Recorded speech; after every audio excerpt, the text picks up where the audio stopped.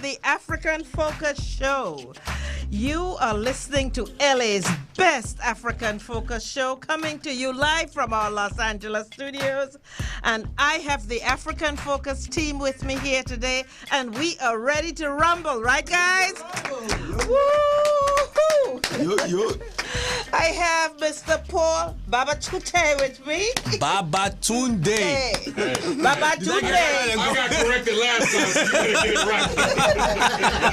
Mr. Babatunde. Babatunde. No, Babatunde. I'm going to do like Genie. Babatunde. You know how many fufu you will eat to get it right? Swallow it and open up your mouth so you can See, I can pronounce Adi's name. We have Mr. Adi James with us. Yes. Thank you. Thank you, James. Nicole. Thank you. James. Thank you. Our executive producer, Mr. Uchenna Wag, is with us. That's you. And Rock of Ages. Rock of Ages, yes. No. The Rock of Gibraltar. I've been there, actually. The Rock of Gibraltar is with us. There you go. The Rock of Timbuktu. You wanted to know where Timbuktu is, right? Where is Timbuktu? Yeah, he's the Rock of Timbuktu. And I'm your host today. My name is Nicole Simpson. I'm filling in for Moni Mo, our regular host, who is still under the weather. And we are going to bring you 2 hours of fun, information, laughter, more information, more fun, parties, things you need to know, things you don't even want to know. But we'll tell you anyway. So we're going to take you down the journey. If you're listening to us for the very first time, welcome and thank you. Please tell your friends, tell your enemies, tell anyone that will listen to you about the African Focus Show. Like us on Facebook, like us on Twitter, put us on your Facebook and on your Twitter. If you are a regular listener, we thank you for listening. We thank you for coming back. We ask you to bring your friends and your family and tell them all about us. And now we're about to recognize our sponsors. Rock. Oh, okay. Paul, why don't you recognize our sponsors? Recognizing our sponsors. Yes, we will like to take this opportunity to thank Mr. Emeka and Mrs. Ezine Ezenago. And Paul, you need to stop thanking them and thank them. Oh, thank them. You're absolutely right. I'm going to get it right. Okay. Because one day you're going to drop them in the tank. And I'm not about ready to do that because we need them alive and breathing to keep this show going. Anyway, I would like to take the opportunity to thank Mr. Emeka and Mrs. Ezine Ezenago. Without them, the light will be out in the studio and we won't be here. Much love to the Ezenago family for their continued support. Okay, now back to Rock. All right. Today's sponsor is Eric Airlines for all your African travel experience. Fly Air Airlines and experience first-class hospitality.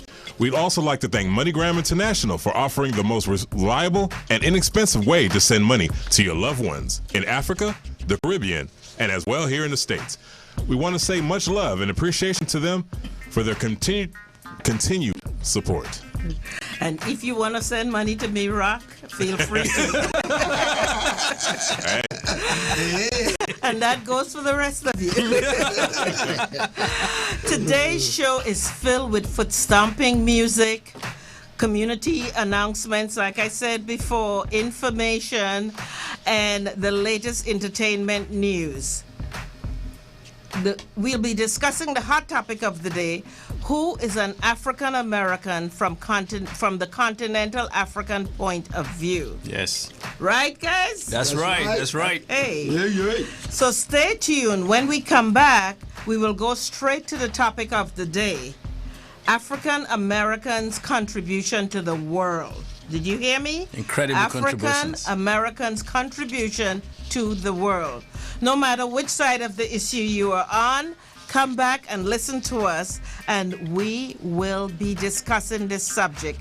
As you know, the African Focus Show is all about the African family. Yes. From the continental USA, from the continent of Africa to the shores of USA. The shores of USA. We'll be right back with you. Hit me with something, DJ Rock. All right. Woo, woo, woo, woo, woo. That's right.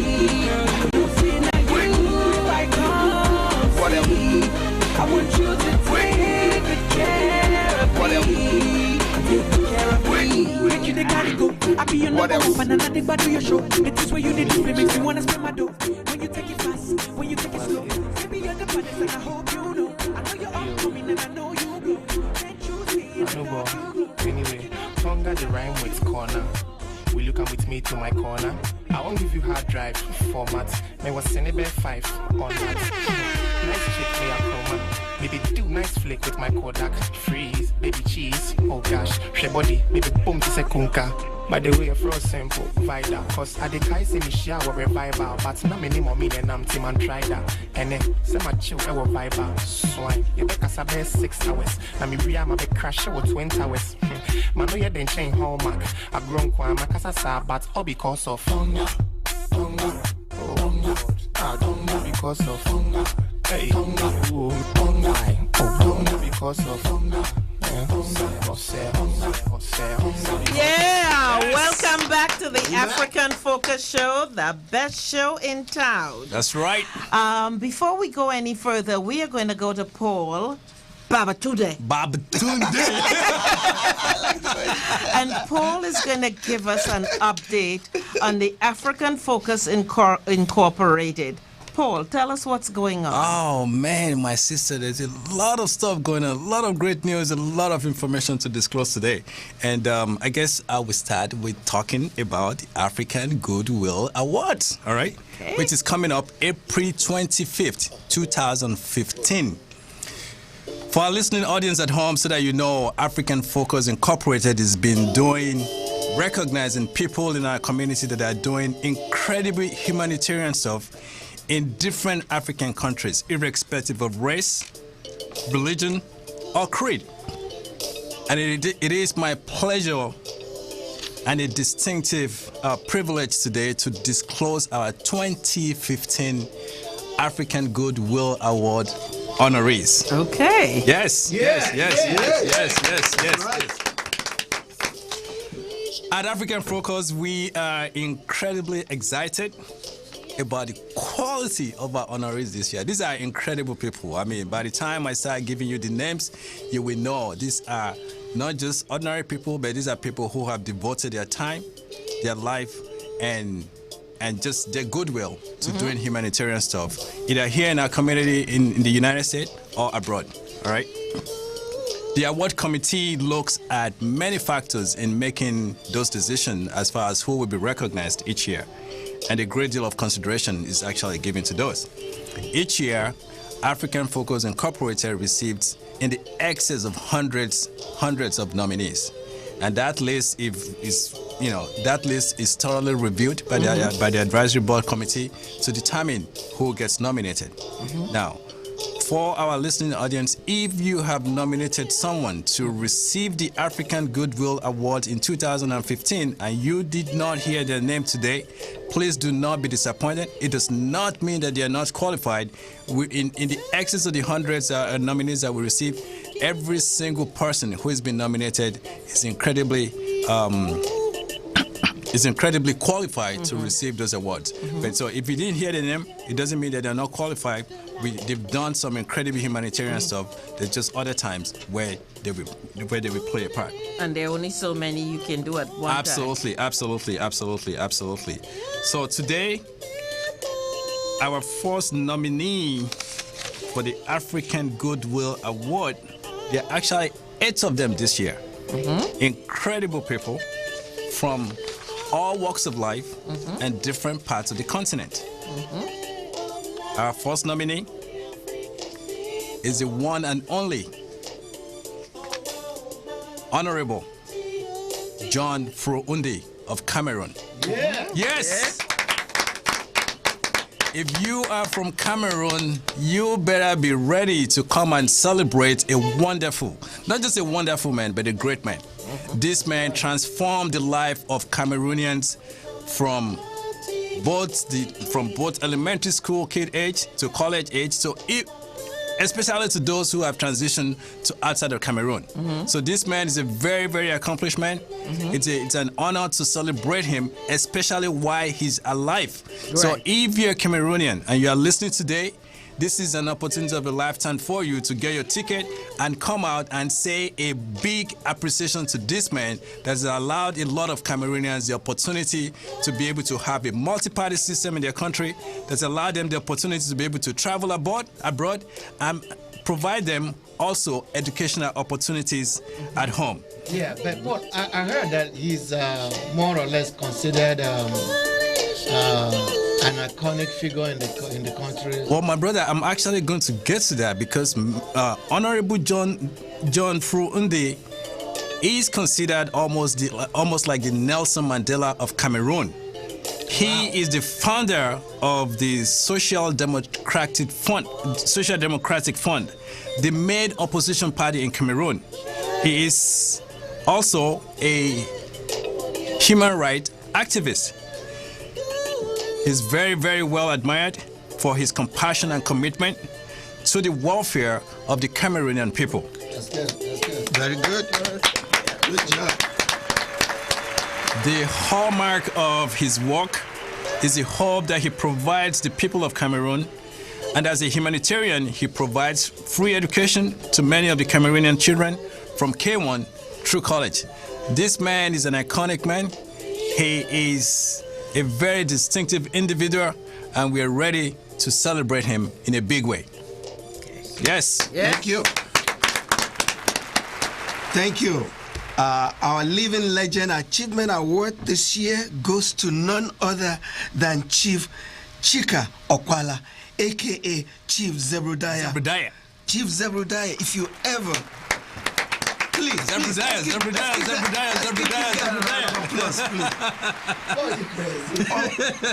On behalf of every Nigerian that owns television, black and white, beginning for black and white, the Zenith black and white TV. On behalf of every one of us that own television, it's a big cabinet with a little tube inside. It's probably like a 13-inch tube inside a this humongous TV stand. On behalf of every one of us that ever owned one, I thank Chief Zebrudiah, alias 430.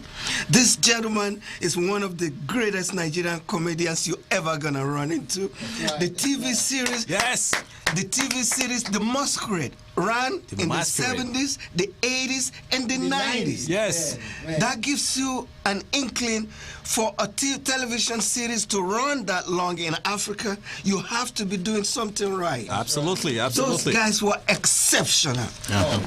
They were exceptional. I am telling you, we gotta come out. I am requesting that if you can hear me, please, let's come out that night. We hear you, baby. They can hear you, brother. If you're out there, you can hear me, and you can see me. Please, let's come out that night and give Zebrudiah the kind of respect he deserves, the kind of early welcome that you cannot get anywhere else but here in Los Angeles. Thank you. I want to ask something. I heard on the grapevine that you are trying to make him one of our guests to the show in the coming weeks. Yes, we will. Yes. For the listeners, just keep on listening. Keep on listening. Zebrudiah might be right here before you know it. That's right. He will be here. That's right. Live. So that's right. Talking to you. Thank you. That's right. Our third honoree is Miss Kiki Shepherd from African Goodwill Award. Yes, Kiki Shepherd. She is a versatile performer who loves to entertain, whether it's on the stage, television, or on film. She has been best known to being the queen of fashion. Yes. For about 15 years, millions of viewers tuned in weekly to see what she wore. Mm-hmm. As she showed the season's latest designs in haute couture, and her smashing co-host, she was the smashing co-host of the original It's Showtime at the Apollo. TV's hottest late-night variety show at the time. That's right. Let's give a hand for Miss Kiki Shepherd. Kiki Shepherd. All right. Our fourth honoree for 2015 African Goodwill Award. It's one and only. Inductee, by the way. Inductee also, you know. Oh, wow. Okay. I'm reserving that for the best time. That's why. But anyway, this is Miss Dolores Shin. Miss Dolores Shin is the executive director of Shin Wade School in South LA and Ghana, West Africa. For her undeniable commitment to Shin Wade School and Cultural Center, which is a living laboratory of learning and teaching, a place where diversity and multicultural enrichment waver into the dreams of tomorrow. Ms. Dolores recently traveled to Ghana, and during her visit, she was moved by the overwhelming reception of her host. She has done her DNA test and also discovered that her DNA test actually linked her to Ghana. Wow, that is incredible. And that's one of the reasons why she's going to be inducted into a Ghana community. Yes. That's right. Awesome. Presently, she has also established a Shin Wade School in Ghana to help educate the children of Ghana. I mean, that's incredible. Mm-hmm. That is incredible. To take some of your resources here and invest them in Africa, there couldn't be a better way to recognize her than at the African Goodwill Award ceremony coming up April 25th, 2015. If you're a Ghanaian, you need to come out and support somebody who is doing something in your country generously. So please be ready to come and do that. By the way, one of since her DNA shows she's from Ghana, it couldn't get better. Here you have her compassion and her commitment for the Ghanaian people, yes, and let alone with her discovery makes it much more reason for us to really celebrate her, yes, her discovery as well as her contribution to the African people, which is, by the way, is the essence of the African Goodwill Awards. Yes, recognizing people for their commitment, and dedication to humanity, right. irrespective of where our people benefit. So I really want to thank her and the rest of our honorees. Yes, and judging from the people, the quality of people that we've announced to you now, I'm sure you can tell we mean business. Yes. We mean business. If you know you're doing something for the community, please, let's know who you are. Let somebody or you yourself make the call, put the call forward, and maybe next year you might be recognized like we recognized in these people. But please, let's do something for our community. Yes. And I may also add, one of the reasons why we celebrate honorees and inductees, particularly since today's segment is dedicated to the African Goodwill Awards, is not necessarily just to give them a plaque and that is it. It's the inspiration that they bring. Absolutely. It is they teach us. They allow us to reflect, to look inward and say, how have I been able to give back? All these blessings, starting with the good life, the health that we got for free.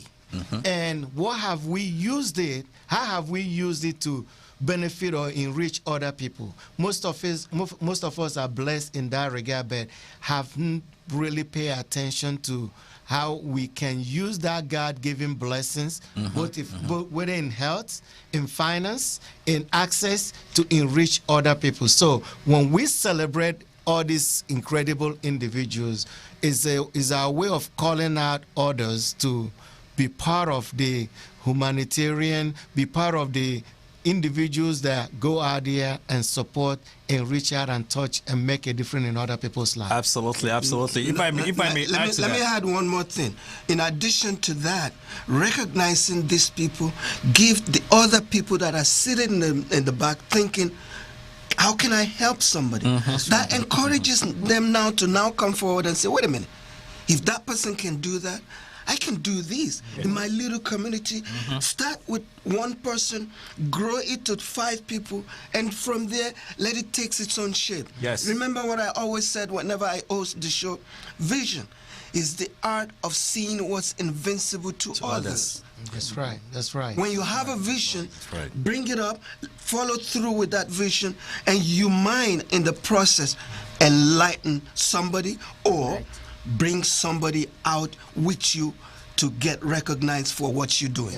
So April 25th is not really just, and again, I would like to emphasize it's not just about the party. Of course, we party like no other organization. It's supposed to, because it's a celebration. But it's over the 12 years we've seen organizations collaborate, partner, and do projects because they met each other in African Goodwill Awards. Correct. Because they read about who is doing what. They're calling us and said, can we partner with this organization and get our project done? So we are, in a sense, the bridge that, bring us various organizations together in an effort to do 1 or 2 or 3 projects, an ongoing project you may. So it's an incredible project, and when we honor these people, like Paul said, it's not like the rest of the 99 or other candidates are not qualified. It's just that we only have a limited room in any given year to honor our ambassadors. So don't feel bad if your candidate did not receive a nod this year. There is always next year. We always return our nominations for a couple of years. We go back and pick individuals from various years and then bring them to Lima, because it is difficult. It's a very difficult process. Yeah, it is. It is. It's also a very long process. Okay. Let me give you one more nominee. The fifth nominee? The fifth nominee, Kelvin Sauls. Kelvin Sauls. Did I say that right? Yes, Yes, Mr. Kevin. Incredible brother. Kelvin, an incredible brother. He's a bridge builder for cross-cultural and multi-ethnic congregational development. His relentless effort in bringing people together is exemplified by the various dignitaries from Africa and events like South Africa Freedom Day celebration, the annual Heritage Festival, Night at the Movies at the Pan-African Film Festival. And speaking of Pan-African Film Festival, as the show progresses, I'm going to tell you when it starts and when it ends this year. It's starting on the 5th of February. And also the annual Nelson Mandela celebration. He continuously brought Africa, culture, music, food, education, interchange to our community. So let's come out that day and recognize this brother that has done a lot for our community. Yes, we need to come out and celebrate this brother that day. Yes, we do. And our sixth nominee is Dr. Ladoris McClaney. McClaney, yes. She is president of Save African Children BOD, the organization that was very successful in organizing a series of high-level delegations to Africans as well as the adoption of several orphanages care around in various African countries.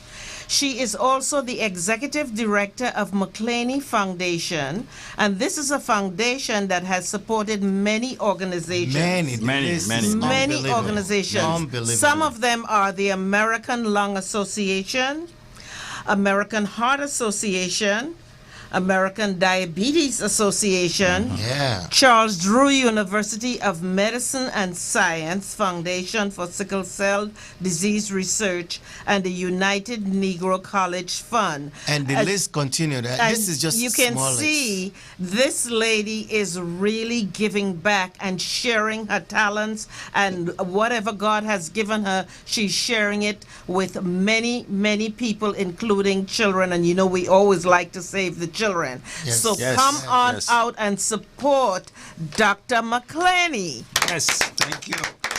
Who's our seventh nominee, Paul? Our seventh nominee is one and only Reverend Lisa Meggs of the L.A. Todd Church of Spiritual Living.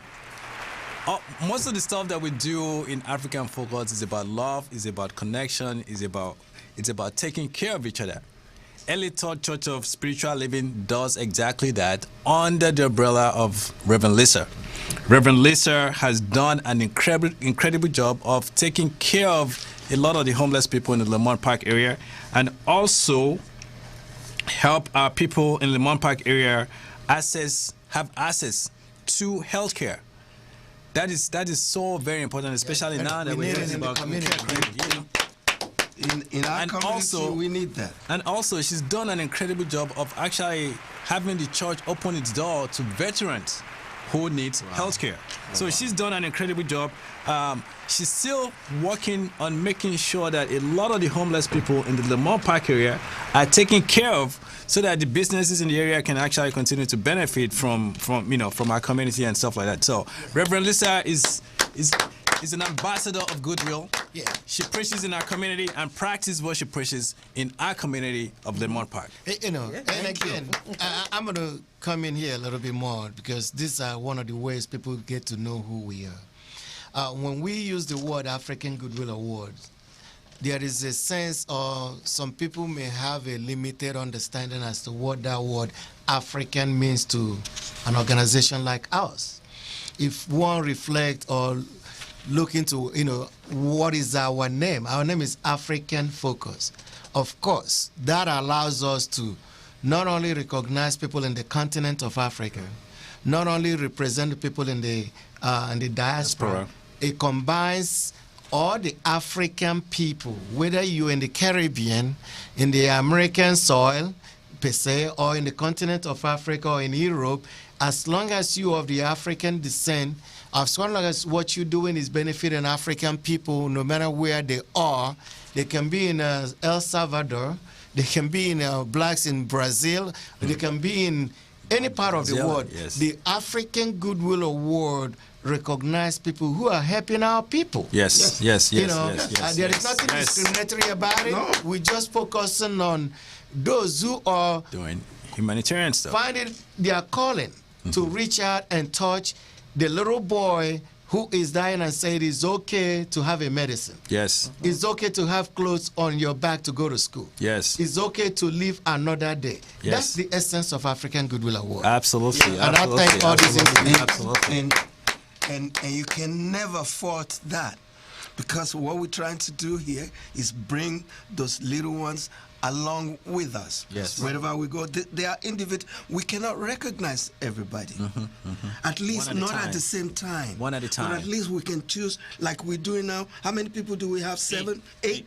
We have 8 nominees this year. Next year it might be your turn. Yes. So please don't sit on your laurels and say, because I don't get recognized, I'm not gonna take part. Please, let's take part. Let's help one another. If we don't do it, I can guarantee you nobody's gonna do it for us. I keep preaching that.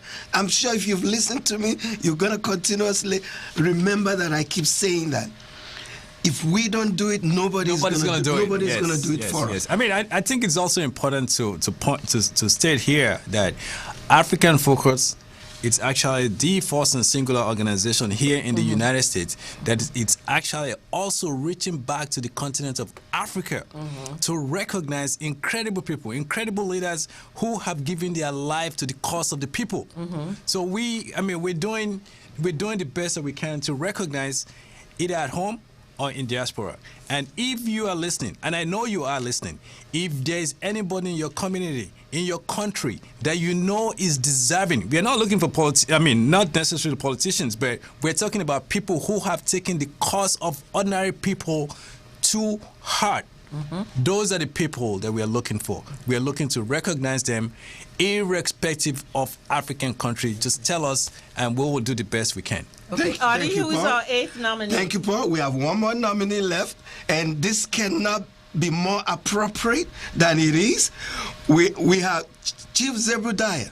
Guess who we have next? His wife. His wife, yes. What did they say?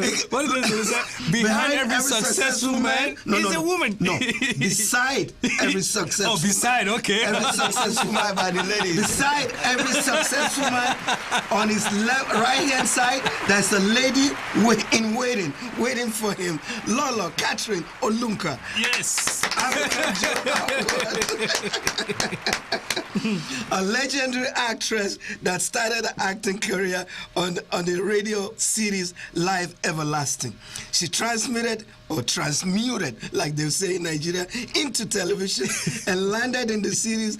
The role included national syndicated series The Masquerade, which Chief Zebudiah made his mark on The Masquerade. So was this lady. She made her mark on The Masquerade. Yes. If you ever, let me repeat one more time, if you ever own one of those Mickey Mouse black and white television in a Zenith box this huge and the screen is this little in between, and it was black and white, we survived. Somebody has to go to the roof and move the antenna, and your father didn't get you because you can get a TV on without permission, so we can get a good signal. If you ever own one of those, please, we gotta come out April 25th. The African Focus Award Day, the usual place by the airport. The Concourse LX, formerly Radisson Hotel. Yeah, there you go. Former Radisson Hotel has been changed to the Concourse. April 25th, it's a Saturday. You have no excuses not to be there. Please, let's come and give all these nominees the LA welcome they deserve. Some of them don't live here, especially the ones that don't live here. Yes. Let's show them what LA is all about. All about. Yes. Okay, Paul, you want to give them the phone number and the email address to contact us? Well, if you need to contact African Focus, and it's not even a question of if you need, please contact African Focus Incorporated at goodwillawards@gmail.com, or please reach us at 310-676-7300. goodwillawards@gmail.com. 310 676-7300. Thank you so very much. DJ rock the house for us, please.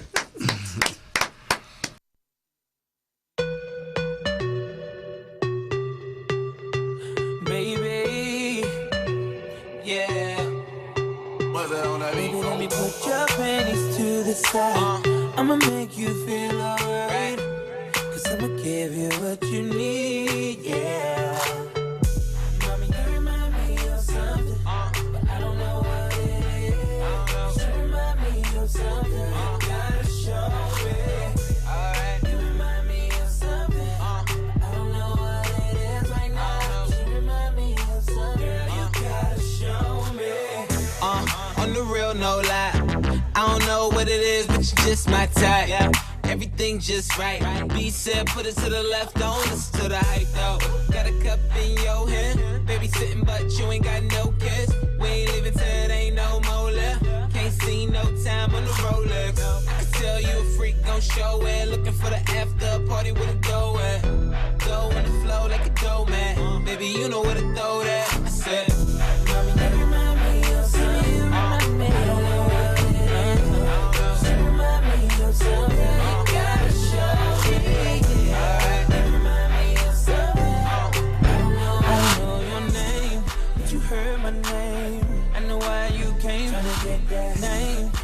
Heard my name, girl, I know you wanna be my main chick, my main chick. I said, fuck whoever you came with, who you came with. I tell her, fuck that nigga.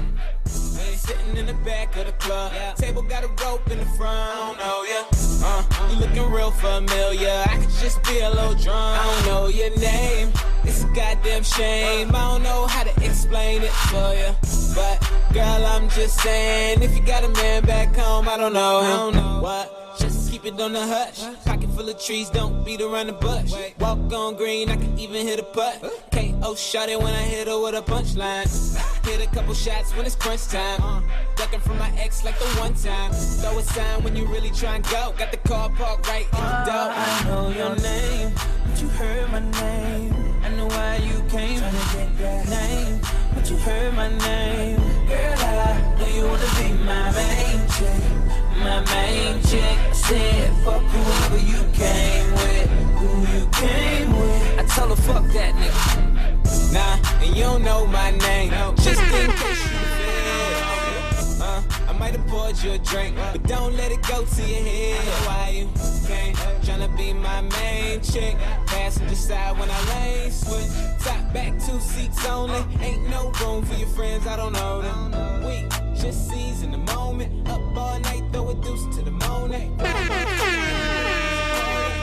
to act too important, I know your game. I'm that nigga with the plugs. I'm that nigga who the homies that be selling drugs. I'm that nigga on the back street. Get fat, hit niggas spit and run like athletes. I'm that nigga. My Bank of America account got 6 figures. I'm that nigga on the block. Police pull up. I'm tryna stash the Glock. You that nigga on the low low. You the nigga, you're the one that be talking to the po-pos. Porsche sitting on 4G. Niggas getting 4Ds. The Panamera shitting on a 911. I call my homies not 911. I'm that nigga with the juice, but I never do my nigga like Big Cutie. Welcome back to the African Focus Show, the best show in town. Yes. I am your host today, Nicole Simpson. I'm filling in for Moni Moon, our regular host, who is still under the weather. And I have the African Focus team with me. And like I said, we're going to rock you until 2 p.m. We have a special guest in house today. Yes. As some of you know, or most of you know, the Pan-African Film Festival is coming up. And a film all the way from the island of Barbados. Both of my parents were born in Barbados, so I have some Bajan in me. Okay. Yeah, both parents. And she is here to talk to us. She's the writer and the director of this movie. Okay. And it got picked up for the Pan-African Festival. Okay, wonderful. Marcia Weeks, welcome to the African Focus Show. Thank you so much, Nicole. It's great being here. Welcome to California. Thank you. It's my first time. Oh, welcome. Wow. She was in New York during the snowstorm, and for a minute there was like, am I going to get out? They showed the screening in New York, and they had a really massive turnout and a great event. They're going to do a screening here. They're going to have a big red carpet event, and we're going to talk all about it. So, Marcia, tell us, who are you? Oh, boy. Well, as you said, She's Jamaican, if you can believe it. Well, I mean, I hope you could still hear the accent a little bit. I'm Jamaican, married to a Barbadian, Dave Weeks, and we have a production company, Step by Step Productions. Step by Step. And yes, and we've been going now since 2008. This is our 5th film. All right. Wow. Congratulations. Thank you. And we've been producing almost a film a year. And we're going at that rate because, as we're called Step by Step, each film we really try to improve on the production value of the film. And so we're very, very excited about Vigilante the Crossing. The other important thing about the films we create is that we use the film to teach. Right. So there are principles that we're teaching in each film. In the first film, we dealt with teenage pregnancy, and just really encouraging our young people that if you have a mishap, you get up and go again. Back in the Caribbean, things might happen to our young people, and sometimes they're put out of school. Right. And so we use the film to go right across the Caribbean, not just in Barbados, but throughout the Caribbean, to encourage our young people to get up and go again. And our other two, Hush 2 and Hush 3, we dealt with sexual abuse of children and how to deal with that. And with those films, we put on retreats for the young girls that have been abused. I'm sorry, we didn't get to do any for the boys just yet. But we're laughing, but it's a real matter, We used to think that little boys couldn't be abused, but that's true. That is very true. But it is. It is really a challenge in the Caribbean, and what's important too is that we don't, like in the U.S., people will get up and say, "Well, I was abused." In the Caribbean, we don't talk about it, and so people have been suffering for a long time with things like that. So we have a retreat for the girls, and we work through the schools, the Ministry of Education in each of the islands. They've all endorsed our films, and we take it to the cinemas throughout the region, and then we have a retreat that's paid for by Corporate Barbados. Wow. And the girls come together, and we take care of them for a weekend and just love on them, and we bring in psychologists and everybody. So I'm saying all of that to say that our films are more than entertainment. There is that entertainment value because it's written for young people, and they look forward to it, and they're excited to see it. But at the end of it, there's something we're teaching. Vigilante the Crossing is no different. Vigilante the Crossing, we're dealing with the issue of race and skin color and melanin in the skin and that kind of thing, and trying to send a message of empowerment to people, and to say, listen, we are the same. We are one race. That's so funny because our theme, every week we have a hot topic, and our theme 2 weeks ago was about black people bleaching their skin. Yeah. And in the Caribbean and in Africa, and of course here in America. Yeah, it's a real issue, and there is a scene in the film Vigilante the Crossing where we talk about that issue, and there's a little demonstration, but I'm not going to give away. But I mean, and we do it like that, and put a little drop in, but there's a whole set of entertainment. So you're going to see it's action and all of that, but it's like if you're teaching, you want to make sure that it's done in a way that young people will want to, will be engaged then, and so that's the idea, and the way it's written for young people to teach a message, and what we know, our last film, Chrissy, was a film about bullying. And again, we are dealing with topical issues. Right. and we were able to show that film in Barbados for 17 weeks. Wow. In the cinema. Wow. Outdid. It's the longest running film in the Caribbean at any cinema. Wow. Wonderful. And we were able to do that. No American film was able to stand up against that film because the kids just kept going and going. And you see, it's important for us as Caribbean people to see ourselves on the screen. Right. And that's what we're doing. And so the children, they see children that look like them and that sound like them. Yes. Right? Yes. And that is very empowering for children. And we had little kids in the film from 6, 7, 8, 9, 10 years old, you know, and throughout the region, they're seeing themselves and they're, you know, there's something that's happening. There's something that's happening in the region with film, and we're excited to be at PAF, you know, really excited about it. Wonderful. Marcy, how did you get into making films and writing films? What was it that triggered you? Oh my goodness. Well, I just let me say, I'm a certified public accountant by profession. So she knows how to manage the money too. She can manage the money also. So that's it. My husband has an MBA. So we're coming from there's the academics is there as well, but there was always an interest in the arts. So I would always write little plays, and I run an art school in Barbados. And you're a busy lady. Yeah.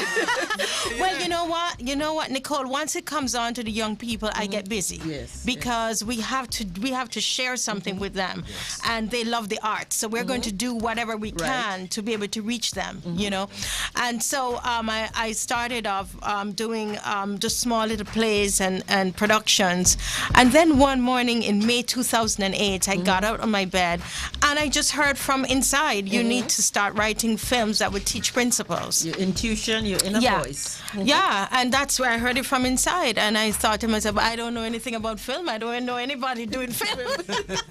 You know, and then we connected with someone in Atlanta who was doing film, and she came down and did a workshop because we actually knew nothing. You know, and from there we would just take courses online, and we would travel, and we would, you know, connect with everybody and anybody who knew something about film.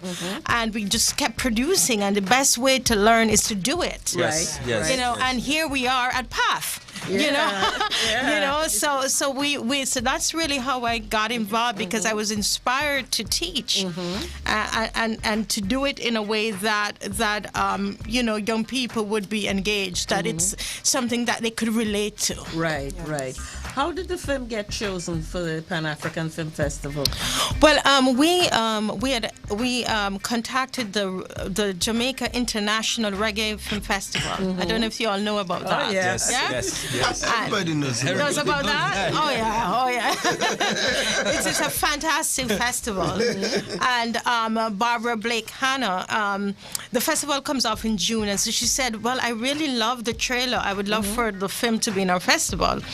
And then she said, you know, do you mind if I send this off to another festival? And I said, okay, fine. I didn't even know which one it was. I said, fine, you can send it off. And then we got an email from PAF saying, listen, we're interested. Is the movie finished? And we're like, we're not finished. You know, They say be careful what you ask for. And then, so we said, you know, we thought about it. What do we have to lose? Just send what we have. Yeah. So we did a really rough draft, about a quarter of the real quality, and we sent it to them. And then they couldn't open it for a week. Wow. No. And they told us 3 times, listen, this is it. We have over 100 and something films. Why should we worry about a film from Barbados, you know, that we can't see?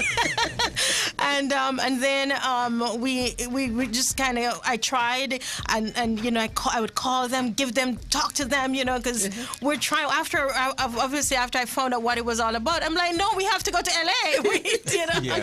So we tried, and then they finally told me, no, we're not accepting any more phone calls from you, because they know I'm going to talk them into it. You know, no, you're done. You're not in. You're not in. And then New Year's Eve, we got an email a long email saying, okay, we apologize, it was our fault. Oh, wow. And our technical person came in and they fixed the problem. Oh, and we're so glad we waited, and, we will leave a space open for you. Wow. And so there's nothing like faith and determination. Yeah, and that's how come we're in. And I mean, Barbados is just so excited. I could imagine. Our Ministry of Culture, they've supported us in coming. We have 10 of us are coming, actors, producers, writer, director. We're all coming, going to be here. Yeah, we would have had the whole team, but they're coming, and the screening is before our next show. Yes, they'll be here by Wednesday. Yeah. So I hope you all will come out and see, and don't leave us in the theater lonely. No, we are. So you have to come out. It's on the 6th. On the 6th. Friday and, the 6th. Yes, and you can come out. The time that they gave us was at 8:30, but I just arrived this morning and hearing something else. However, I'm going to give a number. Can I do that? Yes. That you can call, and the website. The number is 562-254-5598. 562-254-5598, and that's of Martin Greenwich, and he's our host here, and a wonderful Bajan man representing Barbados. All right. Martin is also the head of the Barbados group. He's in studio with us. Yes. And when he sent me an email saying, I need to talk to you, and he mentioned, and I thought, that sounds interesting, and I called him, and when he told me what it was about, I'm like, absolutely yes, and yes, because it's not, it's no small feat getting a film from Barbados or any of the islands to make it to the film festival. Yes. I believe about 4 years ago, a film from Trinidad had made it, but it's no small feat. Marcy, I see you also got some awards. Yes. For some of your movies. Yes, Tell us about your awards. Yes.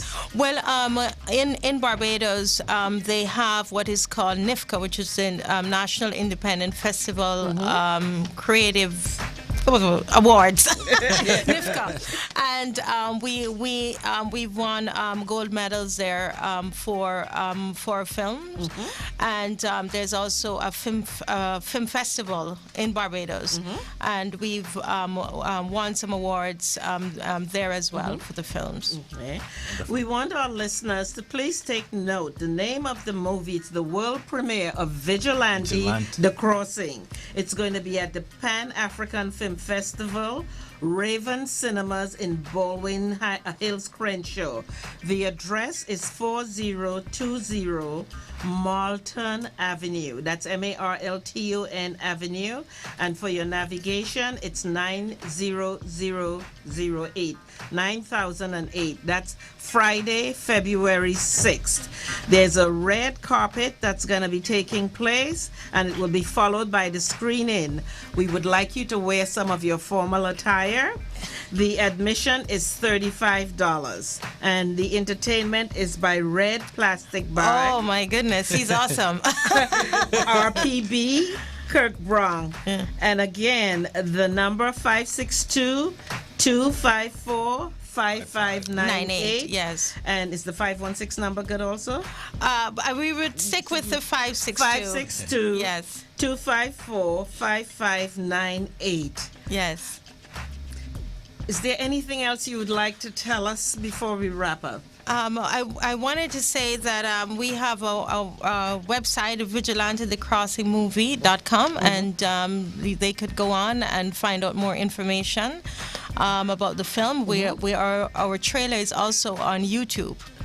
So, which is type in Vigilante the Crossing, and you would be able to get, so just go to YouTube and go Vigilante the Crossing, and that's VIGILANTE The Crossing, THECROSSING. Yes, and we're on Facebook as well. The same thing, Vigilante the Crossing. You can send us a message through Facebook, as well as through the website. Okay, and you will update us to anytime changes. Anytime changes, on the website on Facebook, and the telephone number. Once you're interested, you can give us a call. Red Plastic Bag has done lots of great hits. Rag raga raga, you know, something's happening. Any Bajan know, and West Indian, they know a red carpet is going to be very West Indian, very Caribbean. We have a steel pan, man, and you know, just going to make it rather very interesting. Right. Before we wrap it up, Adi, do you have a question? Yes, I do have a question for her. I noticed you said you're CPA by day and you moonlight make movies at night. As a film student, I was a film student. I was. I know it's not easy to have something on celluloid, like they say in the film business. Yes. Once you have something on celluloid, you've arrived. How difficult has it been to make? How difficult was it to make your first one? Well, I mean, very difficult. As I was saying before, we don't have a culture in Barbados of making films. So we had to, just find resources from outside and borrow money, beg, everything. Borrow, and steal. Well, not the stealing. We can't say that on air. But it was really, really difficult. But what we've done, we've been able to pay for the films, and we use the money from one to start the next one, and so that's what we've been doing, and that's why we just keep going. Right. And what we have tapped into in the Caribbean, into the education market, where the Ministry of Education within the region, they have endorsed our films, so then the students are bused to the cinema to see the film. Oh, wow. That's what I was going to get to next. That can't you tap into the Ministry of Culture of the whole the Caribbean country? Don't stick with Barbados only. Yes. There's no one with the neighboring There's country. no one Ministry of Culture. No, there's several. Each island has their own. Tap into all of them. Yes. They must have numbers. Yes, they do. Thank you, on the Adi. website, they have numbers. Tap into all of them and see if they can, give you a helping hand. Thank you, thank Adi. you so much. Marcia, we want to thank you for coming. Thank you, Nicole, for having me. Congratulations. That is such a great accomplishment. Thank you, Martin. We really appreciate you, and we'll come out, we'll see the film, and we wish you much success. Much success. Yes. Mr. DJ Rock, hit us with something nice.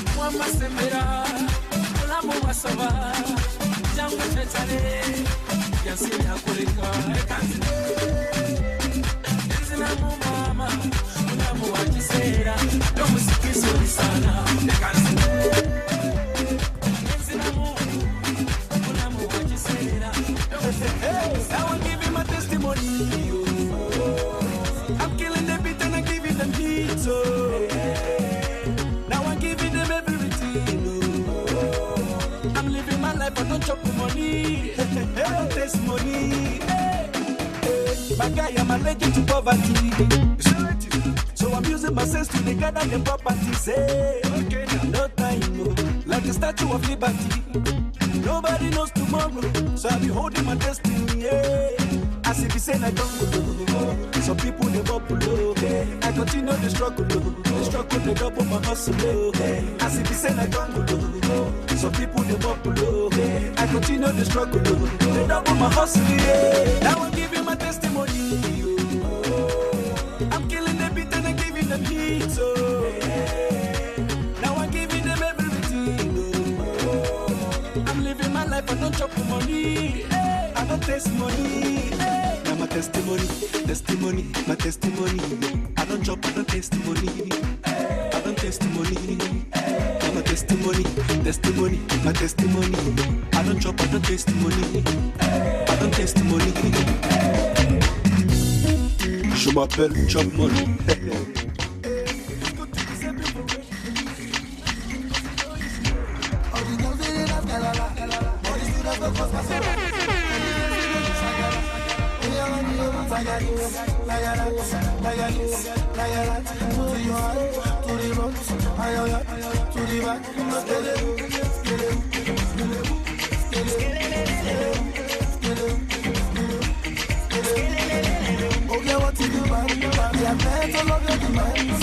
Say you want to dance, you want collect money from my band.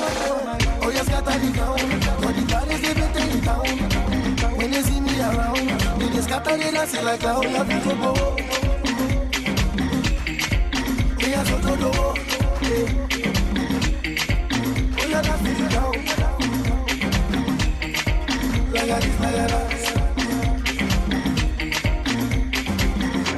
All the girls they dance, galala.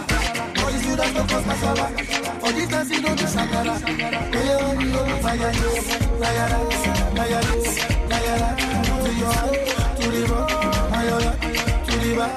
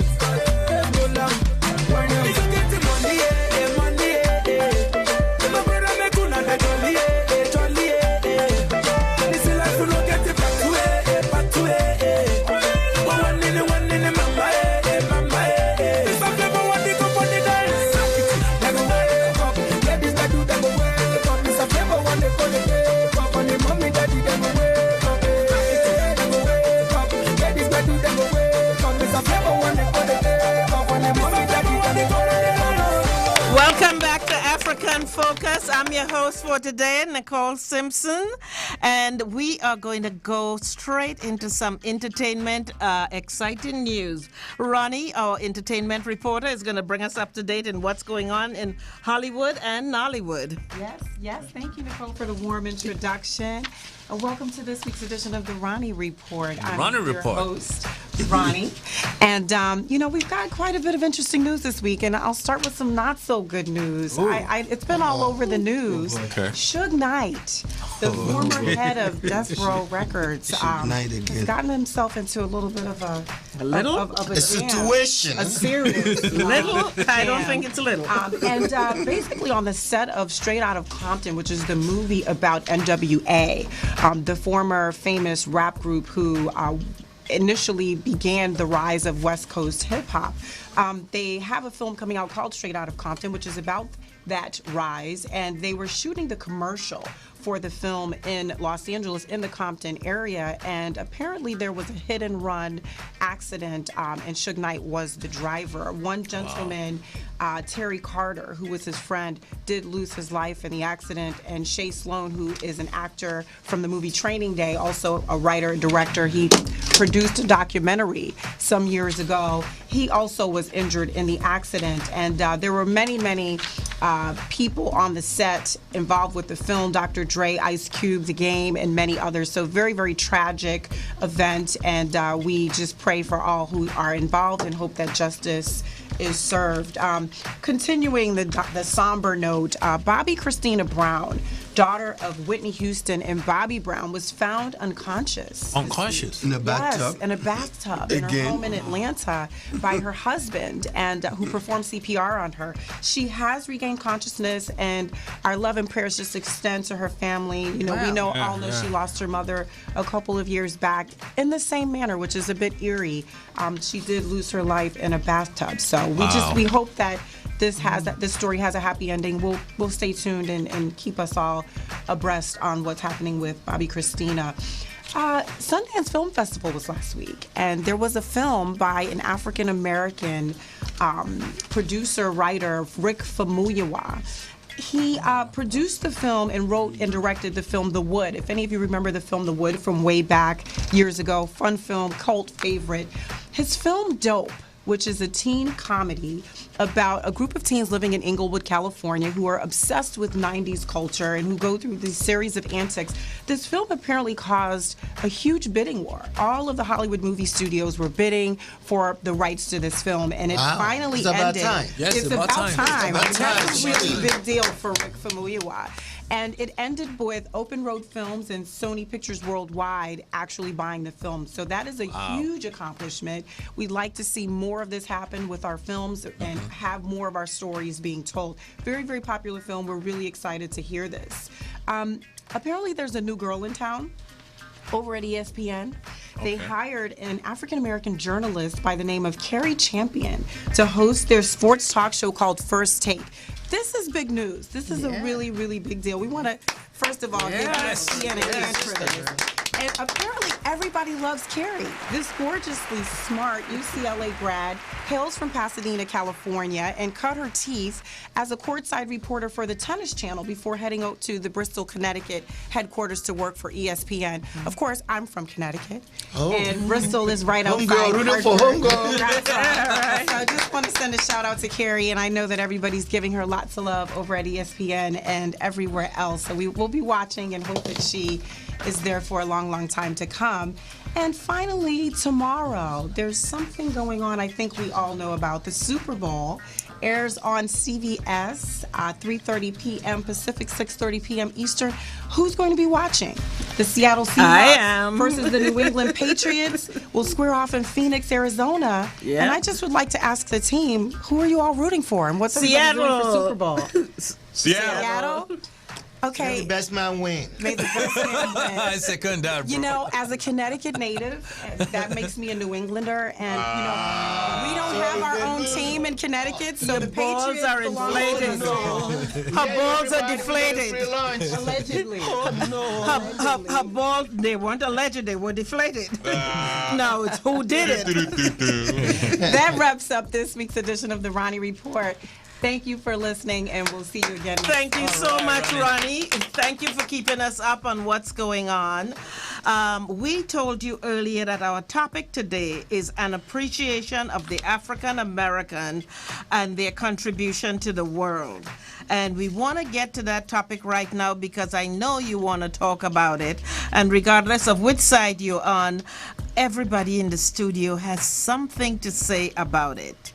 I don't know how many of you know who Dr. Carter Goodwin Woodson is.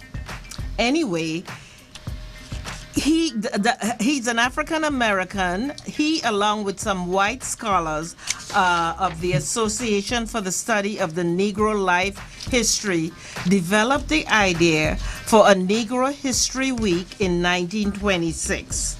By the 1970s, the celebration of African American heritage had expanded to include the entire month of February, known today as Black History Month. It has become a time to set aside to learn about the Black experience and to celebrate the many achievements and contributions of African Americans. Right, Adi? Yes, my dear. We're also going to look at Dr. Chidi Chike Achebe. That's the son of the late Chinua Achebe. Oh, wow. Was he? Yeah, Yes. he is. It's Chinua Achebe's son. Yeah. First son. Oh, you didn't. He's pulling my leg. I know he knows. I know he knows. I know he knows. I know he knows that. Dr. Achebe is a medical doctor, practices in Massachusetts. Actually, I believe in Roxbury, if I can remember, because I had left Boston before he got into Boston. I spent 8 years in Boston. Let me mention that, so you know I'm rooting for the Patriots. Oh, well. Your balls are deflated. Rock is looking at me. Rock is gonna cut off. Rock is gonna cut off my camera. He's gonna cut off my camera or my mic. You don't play fair. You have to lose. So we are going to look at Dr. Chidi Chike Achebe's work. Actually, an article that he wrote is titled "An Appreciation of the African American: An African Sojourner's Perspective." Our executive director, Dr. Uchenna Nwogu, came across his work. Oh, he catch up on that. Dr. Uchenna Nwogu came across his work a few years ago. He contacted Dr. Achebe for permission. I'm the housekeeper in this place. In addition to being a doctor, he's also the housekeeper. He brings us water. So he did ask Dr. Achebe for permission to publish it, and he was very kind to oblige in the spirit of African History Month. And as a follow-up with the discussions that we have heard on this issue, it is very important to showcase how many other continental Africans feel or see their African American relatives. This is very important because some of my continental African people may not know the contribution of their brothers and sisters in the diaspora, and this lack of knowledge helps to fill the misconception and negative attitude towards our own people, and the name calling, the stereotypes. Anyone with common sense can agree that you do not define a race or group of people with this level of contribution in the world anything but wise and intelligent people. Yes. Thank you, Adi. Thank you, Adi. I'd like to add also that Dr. Carter Woodson was the author of The Miseducation of the Negro, which was a very, very important book of our time. Very important. Yes. I want to ask everybody at this time, who is an African American? Wow. Adi, I'm going to hit you right back up. Oh, boy. Who do you think is an African American? Who's an African American? That's a good question. That's a very good question. That's why I asked it. We need like a month before we could intelligently answer that question. Well, you have about a minute and a half. But I'm gonna break it down within like a minute or two. Remember what I said? Maybe it was last week or 2 weeks ago. Something about African residualism, meaning everything they took away from us, there's one thing left. That sense of belonging to Africa. If you feel that, you have to feel it. Yes. You don't learn it, you don't earn it. It has to be in you. If you still feel that, you're an African American. Wow. Paul, what do you think? Man, that's a pretty deep question, because I'm a deep girl. When you start talking about who is an African American, okay, so I came to the United States, became naturalized. Does that make me an African American? Yes. I'm gonna stay floating on that one. All right. Are my kids, the two boys that I have, who were born and being raised here, are they African American? Yes. To some degree, I'll say yes. The Africans and the Americans. The African first and American second. Yes. But let's be realistic. Who is an African American person?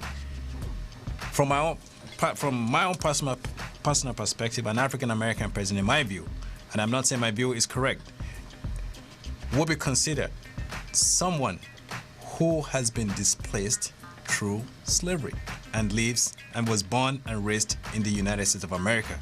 That's my personal definition. Now, is my definition historical correct? I really can't say.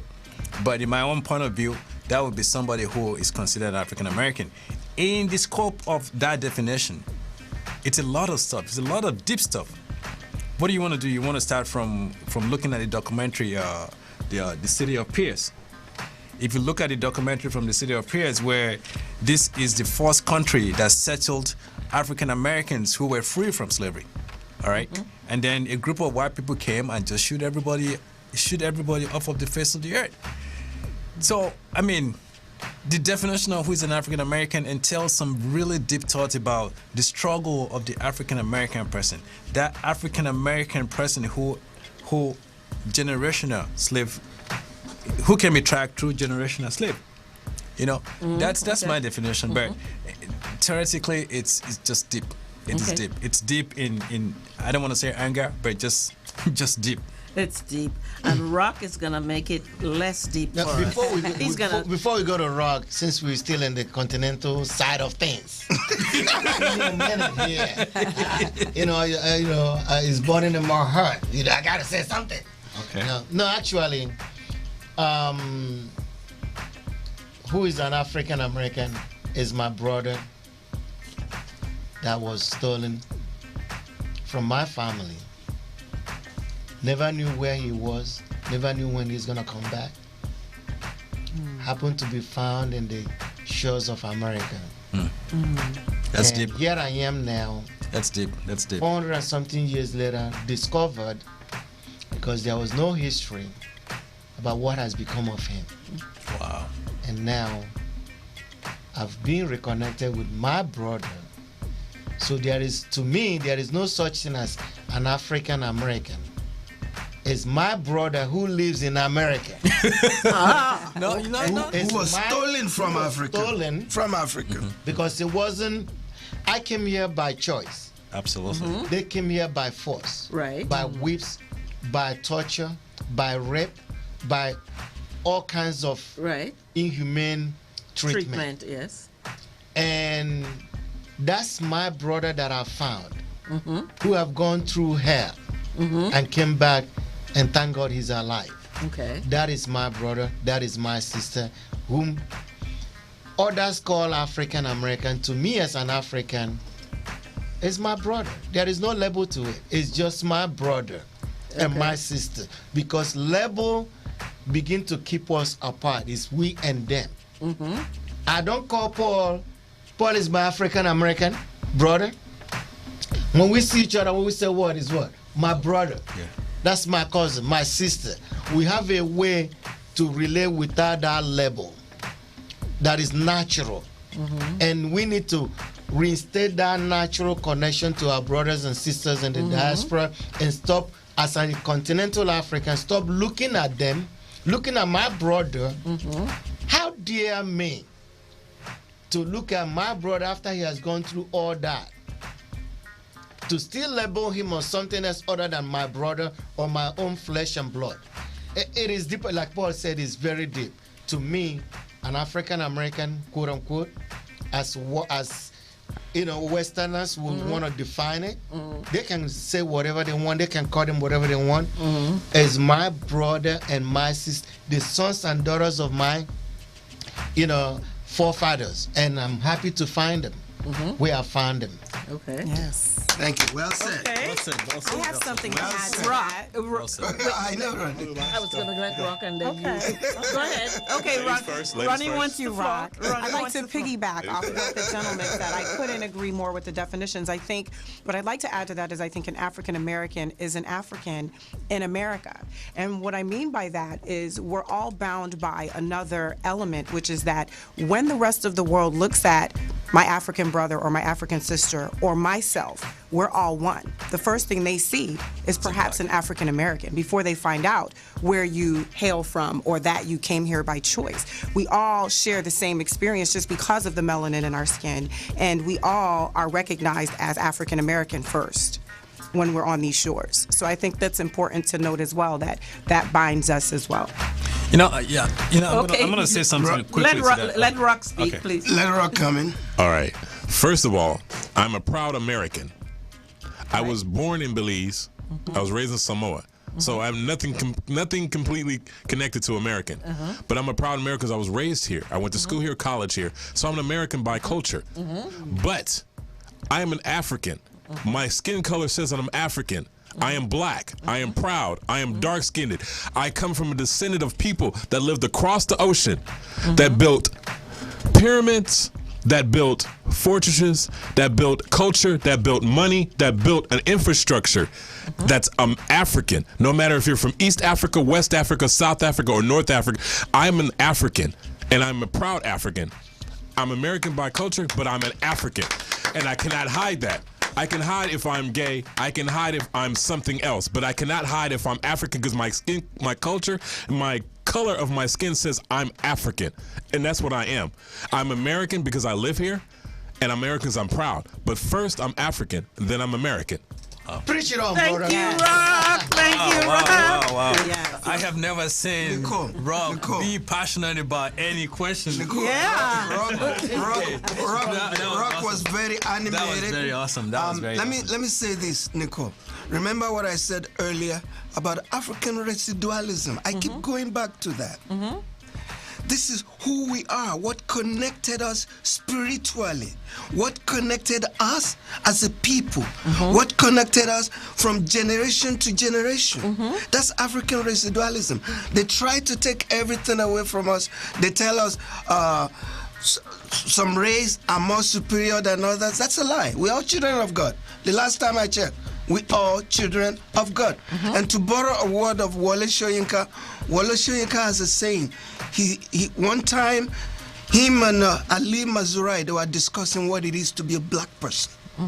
And finally, Wole Soyinka said, my friend, remember this, and always remember this. A tiger does not declare its tigritude before it attacks, that it's in the elegance of its lip, that we as black people will never be judged by things we say, but by things we do. Let's keep loving one another and leave them out. Yes. Thank you, Adi.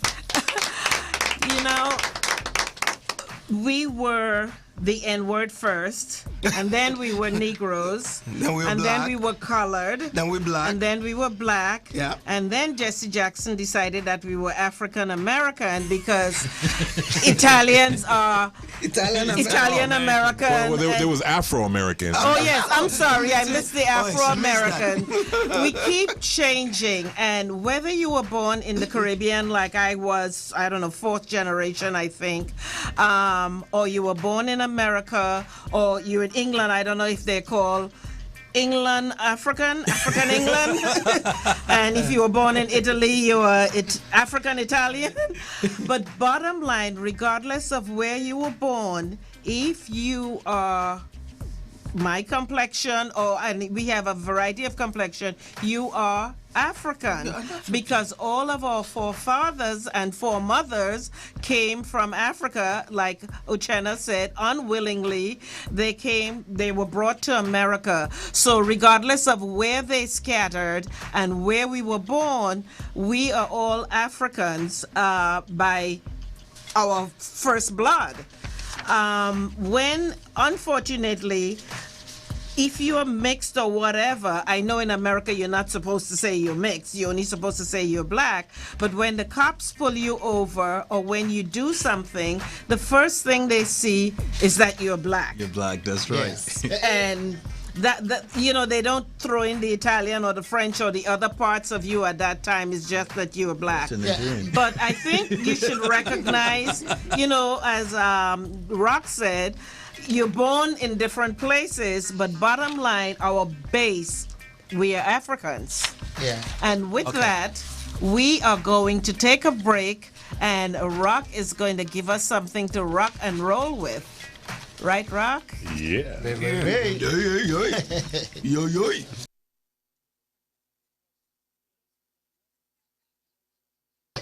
Here we go.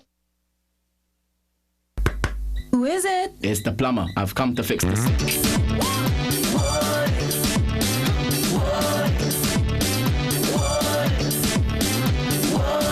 Answer this, I in the newspaper. This woman, she looking for a plumber.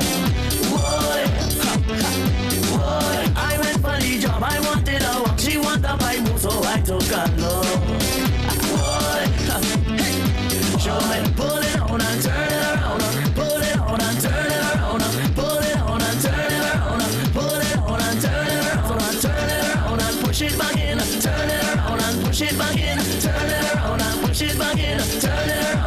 push it back in. Boy, the water running. Boy, the water running. Boy, the water running. Boy, the water running. Boy,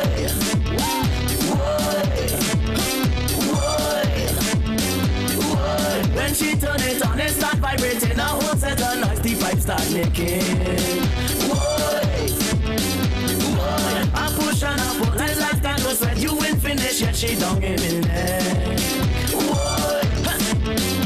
She want me to put it on and turn it around. Put it on and turn it around. Put it on and turn it around. Put it on and turn it around. Turn it around and push it back in. Turn it around and push it back in. Turn it around and push it back in. Turn it around and push it back in. Boy, the water running. Boy, the water running. Boy, the water running. Boy, the water running. Boy, do something. Boy, boy, boy,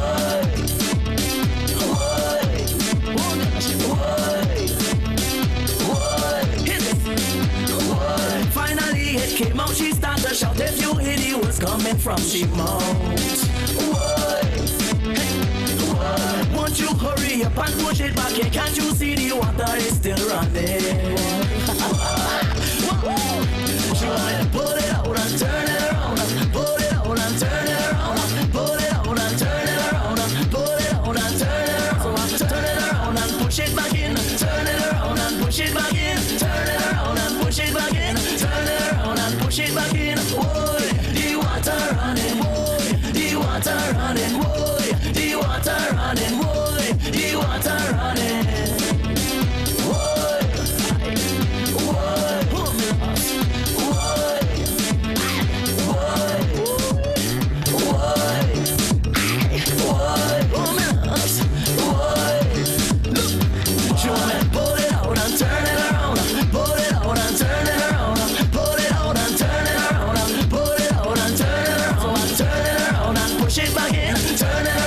Push it back in, turn it around and push it back in, turn it around and push it back in. Boy, the water running, boy, the water running, boy, the water running, boy, the water running.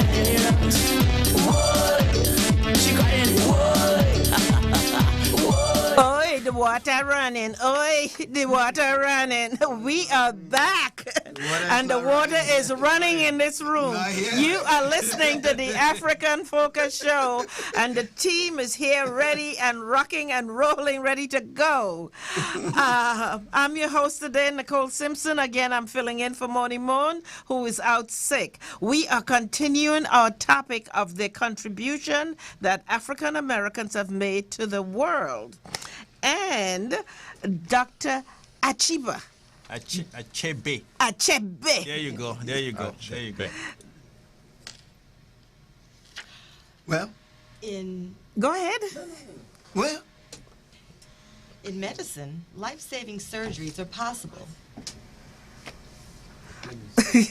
Dr. Achebe, in his piece, chronicled or cataloged some of the African American contributions to science for societal advancement.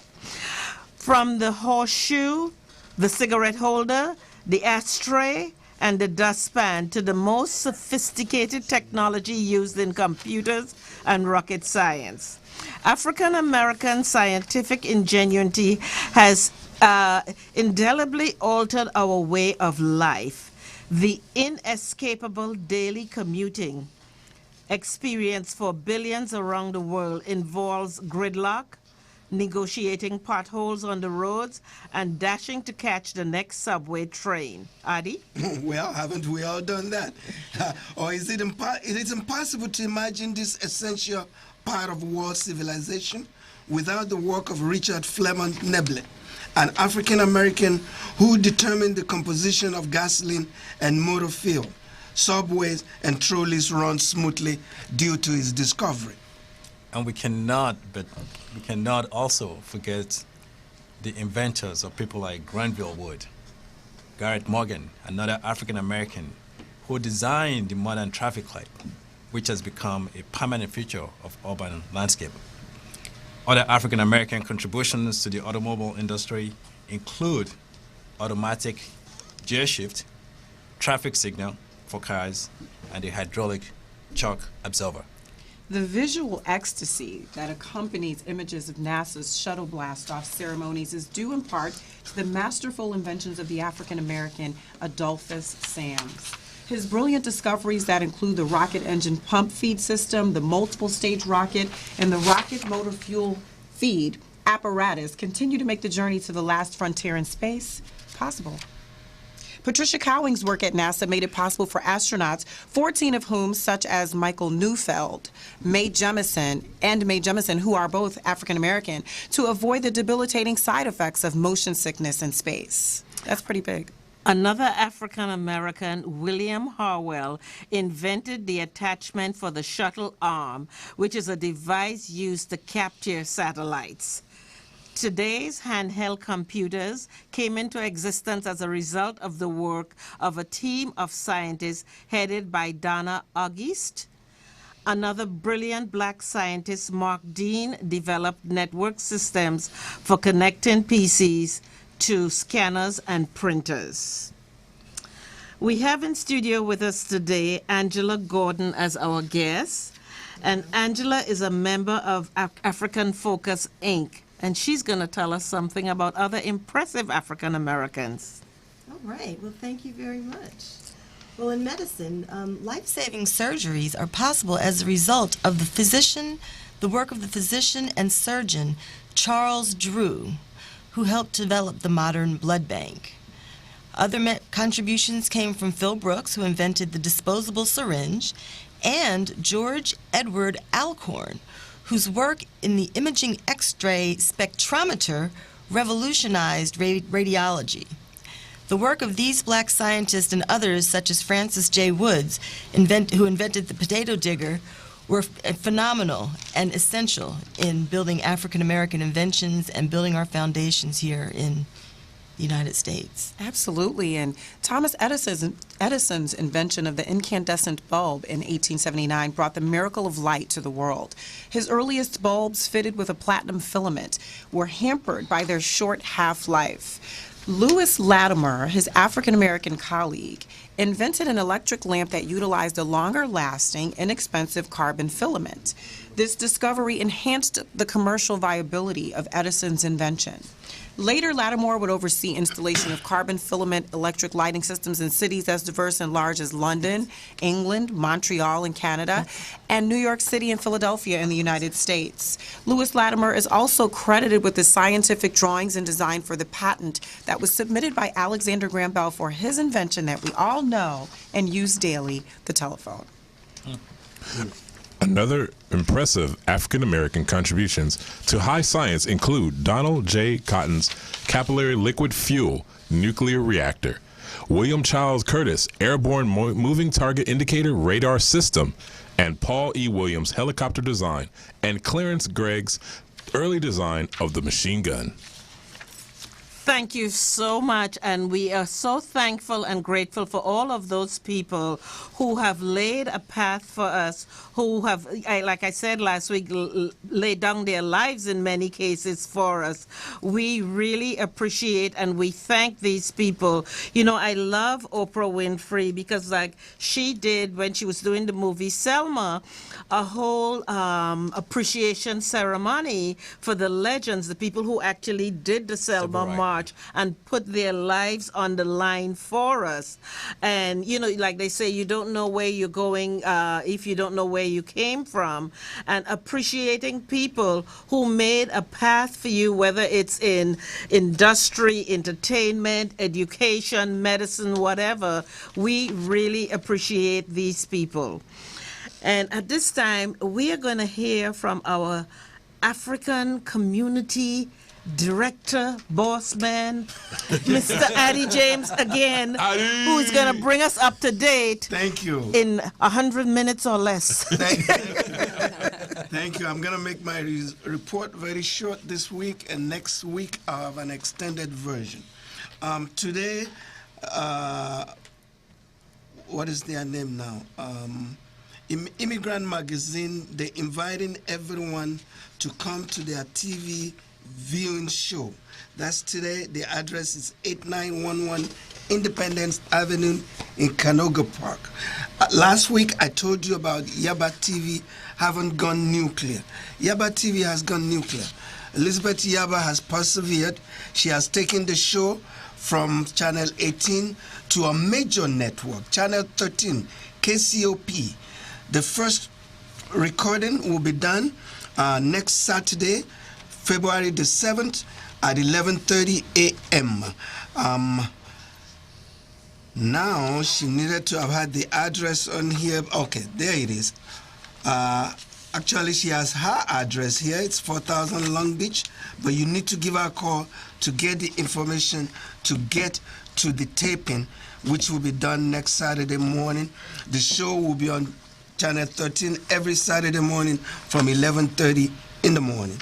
The number to call is 562-490-9522. The Pan-African Film Festival is opening on the 5th. I'll give you the rundown next Saturday during our next program. But let me just tell you about this movie, Timbuktu. I went to see Timbuktu. Rock. Timbuktu. Timbuktu, let me let you know, is a place in Africa, in Mali. It's actually a place. When people say Timbuktu, they don't know there was a city. There's an old, ancient African city called Timbuktu. This movie is called Timbuktu.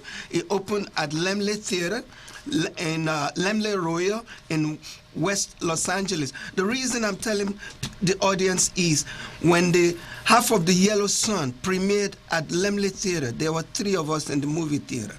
3 of us. I counted. Guess what happens? They yank them if we don't go to see them.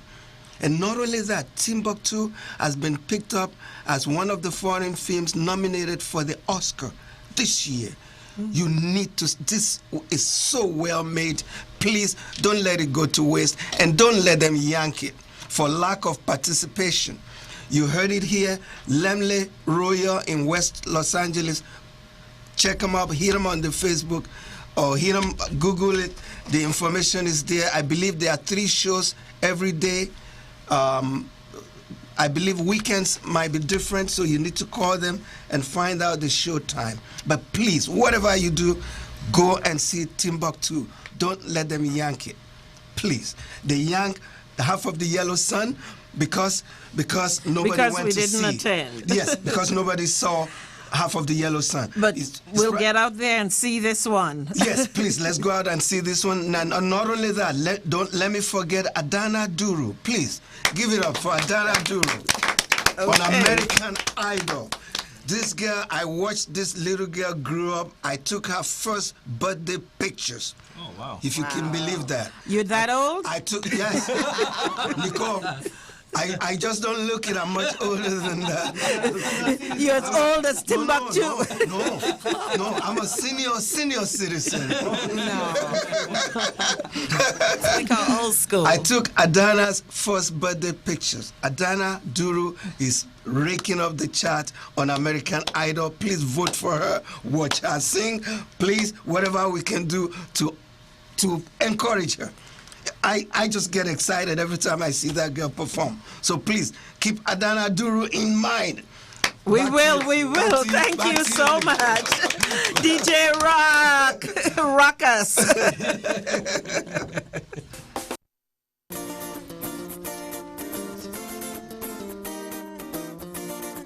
Oh gosh, I'm say, me fretting up about the year of flexing. I'm say, me frowning up on me hear it wearing. Whoa. Every day, them a cry me down, but I just don't have fun. All me want is the music all night long. Cause I just don't have it fun. Run me gun, straight to town. Don't stop this jam. Cause you know I'm addicted. Live without it. Start me whole body pumping. All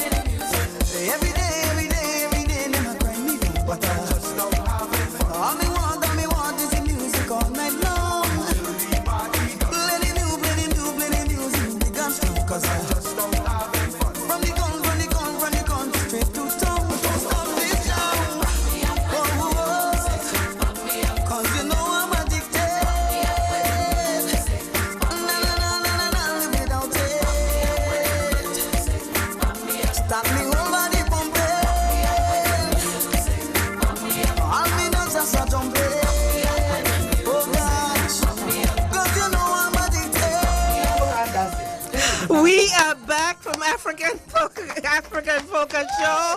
I was just partying because he was playing one of my favorite songs, and all I want to do is dance, baby, dance. And that'll take me straight into the Caribbean Report. I'm your Caribbean Connection. And I want to remind you again that Jump Synergy presents Wine and Roses at the Black Tavern, 8771 West Pico Boulevard. And for your GPS, the zip is 90035. That's in LA. And that's Friday, February 6th, 10 p.m. to 2 a.m. Now, you can get in free before 10:30, but you must RSVP and you must be over 21 because they are checking ID. They are asking you to wear your sexy costumes because they're gonna have sexy carnival dancers. Right, Uchenna? You're gonna be one. So dress to impress, and they ask you to wear red if you're single, white if you're in a relationship, and black if it's no one's business. What about all of the above? Yeah. Piece of everything. So you can RSVP at www.jumpsynergy.com. That's JUMPSYNERGY.com. Then we have CFTT, Citizens and Friends of Trinidad and Tobago. It's a non-profit organization that makes a difference in a child's life. On Saturday, February 14th, Valentine's Day, guys, they're having a Mardi Gras affair from 9 p.m. to 2 a.m. at SOL Venue, 313 East Carson Street in Carson, and the zip is 90745. Tickets are $15 in advance and $20 at the door. And DJ Vince and DJ Mystery Man will be playing, DJ Gary and The Explosive. The cell phone number to call is 310-762-2253. And you can also go on the site www.cftt.us.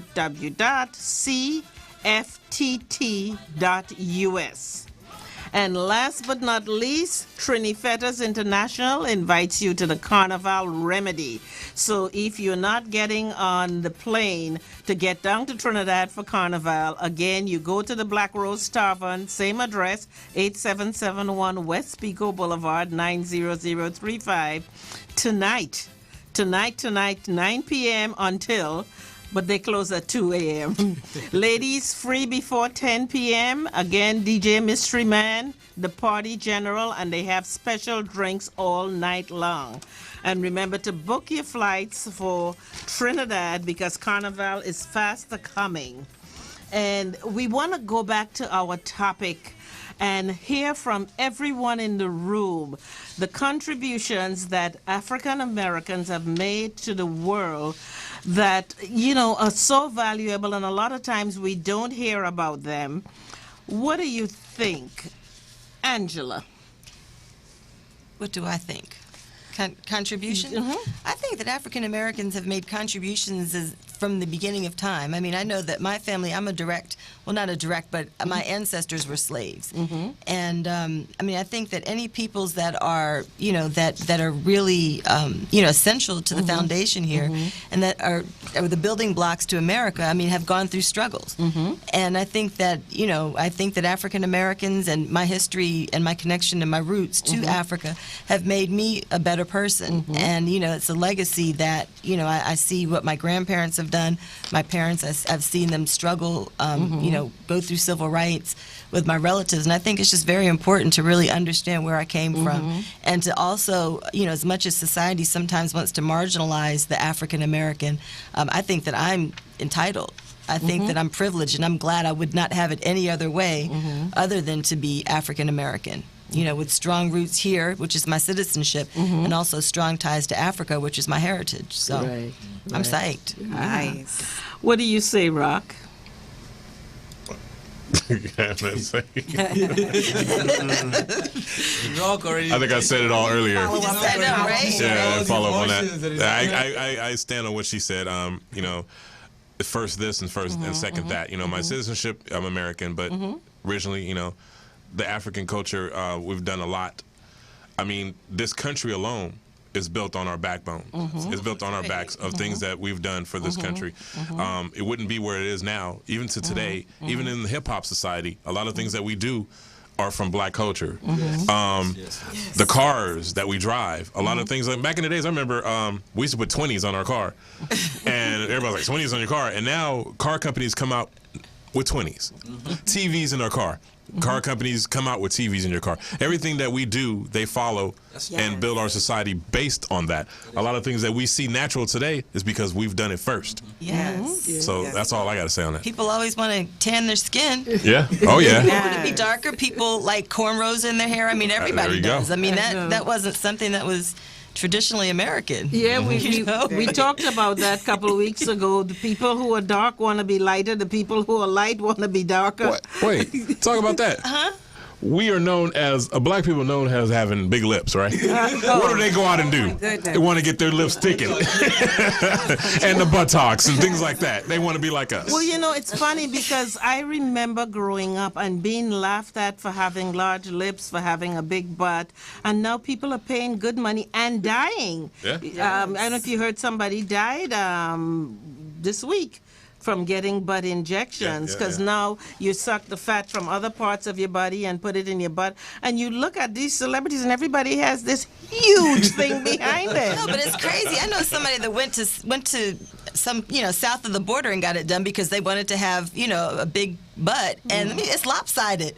And they had to go back and get it fixed. I mean, one side, they got that bootleg injection, so the silicone is a little like, flabby on one side, and it's kind of like up on the other side. It's horrible, and she has a complex about it. She should. And it's awful because I mean it's dangerous too. But it's very dangerous. Yeah, one flat tire. No, I'm just like, that's the problem with a lot of this stuff. People are doing it. People are not going to like the most qualified people because of course probably, and they are messing themselves up. Ronnie, what do you think about this? I love everything that I'm hearing. I mean, it makes me think the backside conversation, even the infamous Paper magazine cover with Kim Kardashian emulating Hottentot, I think was her name, a character or a person from many years and decades ago. It's just, I want to piggyback off of everything Rock said. I need you to get out of my head, Rock. American culture directly emulates African culture and African American culture. I mean, our creative contributions are constantly being emulated within American society. I mean, even if you think back to the days of slavery, we were given the worst pieces of meat and the worst, the most unwanted pieces of food. We turned it into delicacies, and now, everyone's into the way that we cook and the way that we season our food and all of these different things. We've always made such tremendous contributions. No matter what hand we were dealt, we always just came out, winning. We always came out with a winning idea and winning creativity. So, yeah. Adi? My dear, I knew you were coming to me. See, this is what I think. There are two things that we always need to keep in mind. We spoke of Dr. Achebe. The father, the late Achebe Sr., used to say, until the lions have their own historians, the history of the hunt will always glorify the hunter. We need to be our own historian and tell our story the way we want it to be told. Why is it not in the school curriculum textbook? All these black people that has developed so much, that has achieved so much. That's part of everyday thing we use. How come they're not teaching that in the schools? That's what I call the missing link. We need to put back the missing link.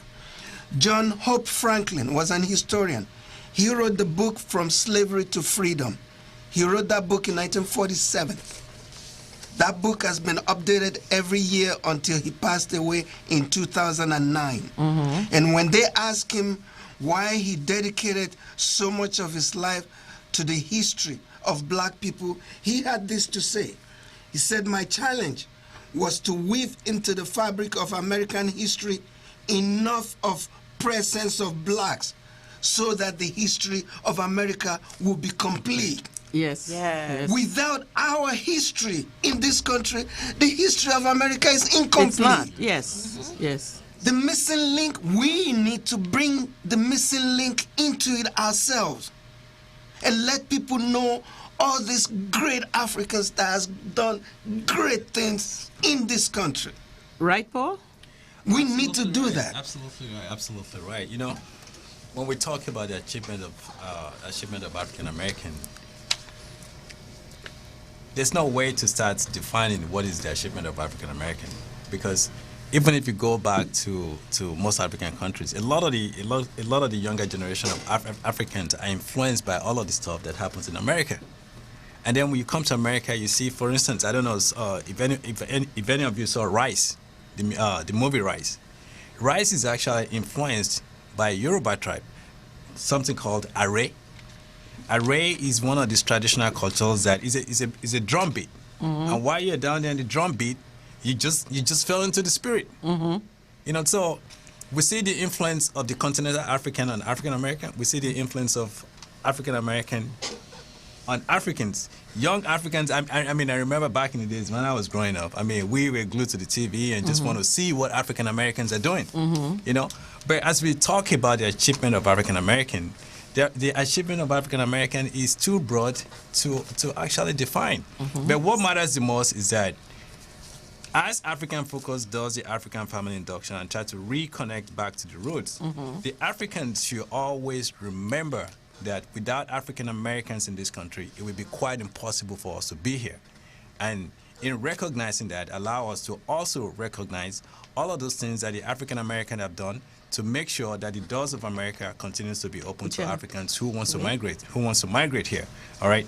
So when we start talking about the achievement of African American, Africans have, you know, we have a challenge of one, appreciating the African Americans more than we've done in the past, and we also have the challenge of continue to have a greater amount of respect for African Americans in all respect. Thank you so very much for your contribution here today. Rock, we would like to thank our sponsors at this time. Yes, Eric Airlines, MoneyGram, and The Quality of Life Incorporated. Also, Uchenna, founder of the African Focus Incorporated and executive producer of the show. Because without him, none of this would be possible. We will continue to show some love to our very special sponsor, the couple who made it possible for us to pay our light bill here, Mr. Emeka and Mrs. Ezine Ezinago, CEO and founder of Quality of Life Incorporation. Thank you.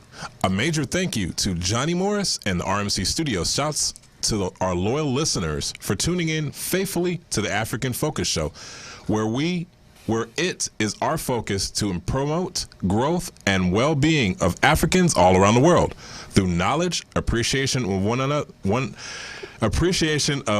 another, and well as bridging or building the bridge of love and understanding for all people. All right. Thank you so much. If you are, again, if this is your first time listening to us, we thank you and we ask that you come back again. If you are a regular listener, we thank you for coming back to us. Follow us on Facebook at facebook.com/African Focus. Follow us on Instagram and on Twitter at African Focus Show. We thank you, team, and we appreciate you, and we ask that you come back, tell your friends about us, tell your enemies about us, tell everyone about us. Put us on your Facebook, put us on your Twitter, put us on your Instagram, and get the word out there. We'll be back next Saturday. We love you. We thank you for watching. We thank you for listening. Mwah. All right. DJ. This generation rules the nation with version. Music answer the food of love. Sounds to really make you rub and scrub.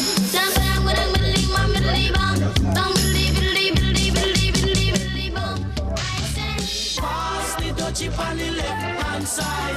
Pass the dutchie on the left hand side. It a go bun. Give me the music, make me jump and fun. It a go done. Give me the music, make me jump in a dida. It was a cool and lonely, breezy afternoon. How does it feel when you got no food? You could feel it 'cause it was the month of June.